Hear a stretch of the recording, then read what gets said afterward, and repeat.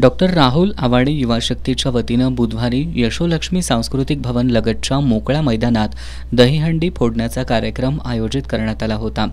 यावेळी आमदार प्रकाश आवाडे आणि माजी जिल्हा परिषद सदस्य राहुल आवाडे यांच्यासह मान्यवर उपस्थित होते। दहीहंडी फोडण्यासाठी शिरोळमधील 3 गोविंदा पथकं सहभागी झाली होती। चिठ्ठ्या टाकल्यानंतर तिन्ही संघ 50 फुटांवर सलामीसाठी सज्ज झाले। मात्र 5व्या थरापर्यंत पथकांचे प्रयत्न अयशस्वी ठरले। त्यानंतर 32 फुटांवर दहीहंडी खाली घेण्यात आली।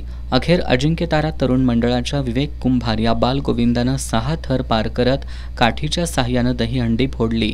मान्यवरांच्या हस्ते विजेत्या अजिंक्यतारा तरुण मंडळाला 3,11,000 रुपयांचा धनादेश प्रदान करण्यात आला।